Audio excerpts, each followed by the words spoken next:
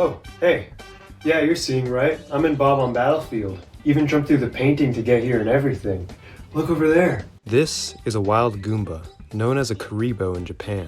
These shiitake mushroom-shaped creatures are native to Mushroom Kingdom, which species formed in 1985 with the release of Super Mario Bros. They come first in many Mario games because they're an easier first concept to grasp compared to something like a Koopa. They were surprisingly the last enemy added to Super Mario Bros., and the developers had so little space left on the cartridge that they could only use 2 frames for their walking animation. Goombas became massive in pop culture and became a household name of their own. They're very angry-looking creatures with sharp teeth which could only be used for one thing: killing Mario. Speaking of which, here he is. Mario is considered the top predator in Mushroom Kingdom. He first appeared in Donkey Kong, called Jumpman and Little Mario, trying to save a woman named Pauline from Donkey Kong. In 1985, he got his own game, and from then on, his one and only goal in life was to save Princess Peach from the King Koopa, Bowser, in hopes to someday get a kiss. His colors are very bright, which attract enemies like nothing else. But it doesn't matter because even when he dies, the world respawns him. It's this major advantage that puts him at the top of the Mushroom Kingdom food chain. He has the tenacity of a small child playing a video game, so nothing stands in his way. It looks like he's ready to attack the Goomba. And that's how a Mario kills a Goomba. It's extremely brutal, but at least the Goomba had a quick death with little suffering. Life is brutal for a Bowser subordinate like the Goomba. Mario moves on to his next opponent, the Bob-omb. The Bob-omb was originally designed for the 1987 Japanese Nintendo game Doki Doki Panic, which was reskinned into Super Mario Bros. 2 for the West in 1988. There are 2 kinds of Bob-ombs in the Mushroom Kingdom. The pink kind, which is on Mario's side and helps him in his quest to defeat Bowser, and the black kind, which explodes if Mario gets too close. Mario let the Bob-omb explode after his fuse ran out, but you can also pick it up and throw it to cause the explosion. Bob-ombs live their whole life not exploding, so when they chase Mario, they likely don't even realize they're about to blow up. Mario stumbles into his most intimidating challenge yet: a Chain Chomp. The Chain Chomp is a massive dog-like creature which was first introduced in Super Mario Bros. 3. Chain Chomps are slow to react, but dart at their prey in the blink of an eye. Get too close and Mario is eaten alive by those massive chompers. But Mario knows its weakness. Ground pounding on the post the Chain Chomp's chain is connected to will free it and cause it to jump away,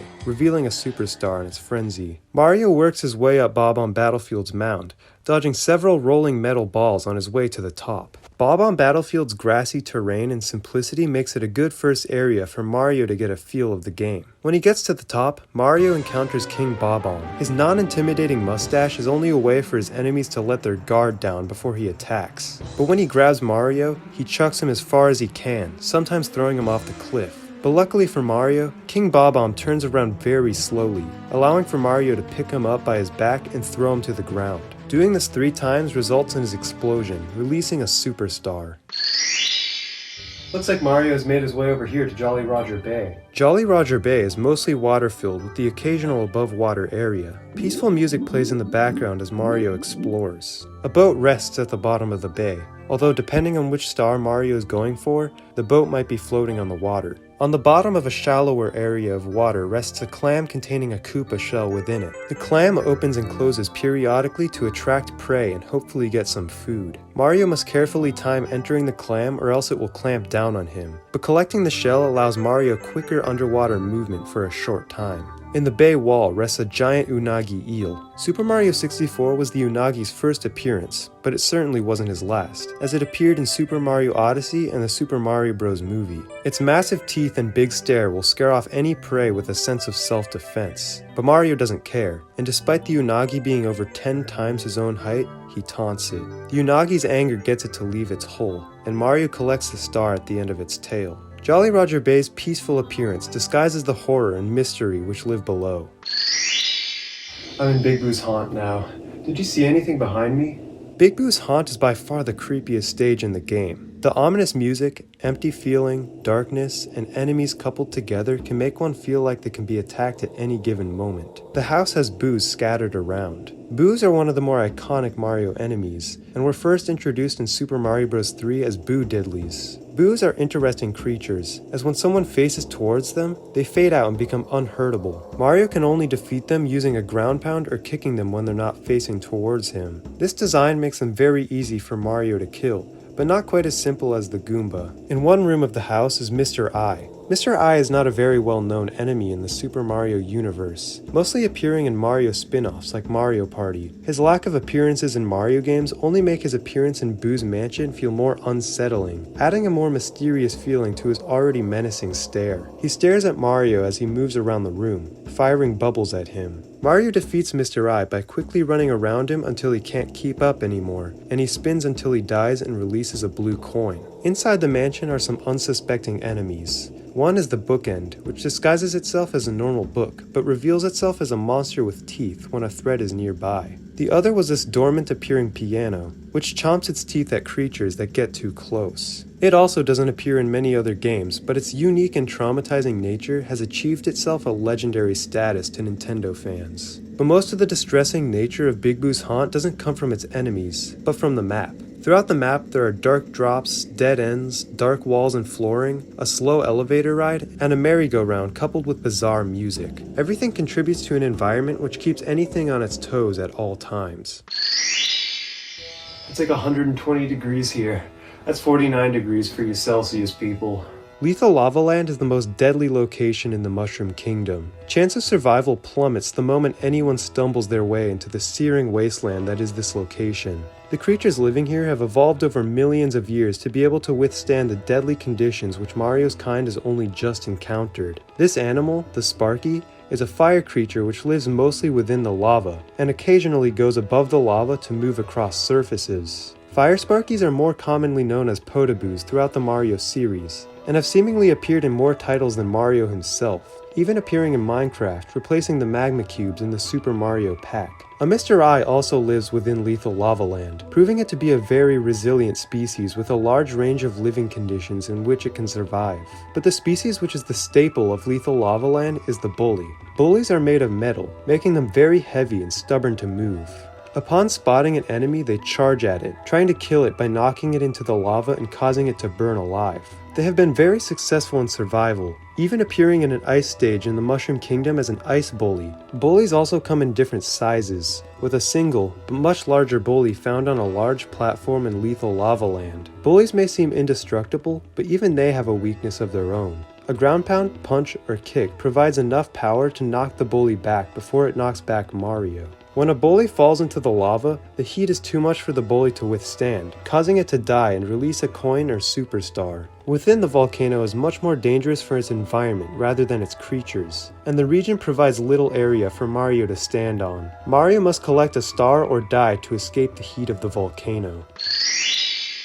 Okay, looks like I'm back in the heat, but at least it's no volcano. Now we find ourselves in Shifting Sandland. Animals better watch their step in Shifting Sandland, as any misstep can find them sucked into quicksand within seconds. The blaring sun makes the sand burning hot to walk on, and without shade, a human wouldn't last long. The deadly terrain causes it to house some of the most unique animals in the whole Mushroom Kingdom. The Pokey is a very spiky creature which hurts to touch. Its blank and unchanging look scares away prey and makes it difficult to tell their next move. It's very easy to avoid, but it can be killed with a blow to its head and will shorten if their body segments are attacked. In the backside of the map, Tox Boxes patrol the platforms. Tox Boxes are cube-shaped creatures who tilt on their side to move around. One of their 6 sides has a hole underneath, meaning something can survive getting rolled over if they're standing in the right spot. Flying above is a bird named Klepto. Klepto is a large-beaked bird notorious for causing trouble. The name Klepto comes from the Greek prefix klepto, which means theft. When Mario isn't paying attention, Klepto steals his hat and flies off with it, not giving it back until Mario takes it back, even when Mario leaves the stage. Entering the pyramid in the middle of the map uncovers even more odd creatures. One of them is named Spindel, which is slightly similar to the Tox Box in that it spins and can crush its enemies. But the Spindel has no opening, so the only way to avoid being crushed is by hiding in the hole in the wall. And then there's Spindel's sister species, the Grindel, who stomps on those who aren't careful enough to avoid it. The apex predator of the pyramid is the Eye-Rock. Eye-Rock is shaped like human hands made of bricks with a big eye on the center of its palms. It uses its hands to attempt to crush or push its enemies. The Eye-Rock's weak spot is its eyes, and the eyes being hit 3 times will kill each hand. Defeating the Eye-Rock releases in the result of a superstar in the relief of his enemy. Wet Dry World has a mixture of some interesting creatures and an absolutely fascinating environment. People mention feeling a negative emotional aura when in Wet Dry World. Most people have attributed this to the surrounding skybox, which is Shibam, a town located in Yemen. Shibam is a very old city, as there's an inscription referencing the city dating back to the 3rd century CE. Although the city is in Yemen, the red mosque at the top is the Great Mosque of Muhammad Ali Pasha in Cairo, Egypt. The town appears very empty and lifeless, which is why people say it makes Wet Dry World feel depressing. The odd animals located in Wet Dry World also contribute to this odd feeling. One of them is skeeters, which are spider-like animals with 4 skinny legs and eyeballs connected to a green body. Heave-hoes are arguably even creepier, with a winking smile and a quick crawl which results in its victims being thrown in the air if it gets on its platform. The Chukya is similar to King Bob-omb, but it's purple and red in color compared to King Bob-omb's black and gold. If he grasps onto something, he'll throw it in a random direction, like King Bob-omb does. Looks like Mario's collecting enough stars to enter Bowser in the sky. Now Mario is ready to defeat Bowser once and for all. This stage's thin floors and tight platforming makes it easy for anything to fall down into the endless void below. The area is filled with countless enemies featured earlier in the game, including the Chukya, flamethrowers, bob-ombs, and Goombas. There are also Womps, who smash face down into their prey, Amps, which shock Mario into being unable to move for a few seconds, and a Piranha Plant, which spits fire into its foe's direction.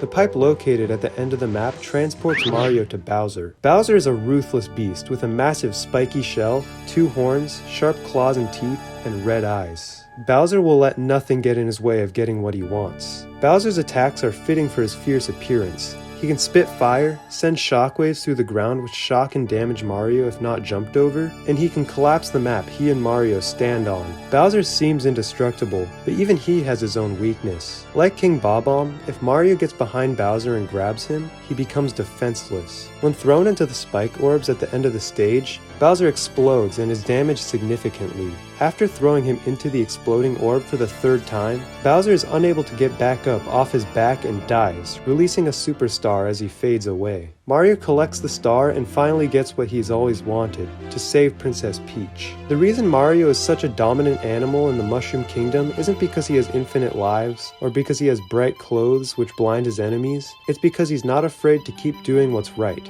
even when the task seems impossible. Okay, hopefully that wasn't too weird of a video for you. I'll see you in the next one. Bye!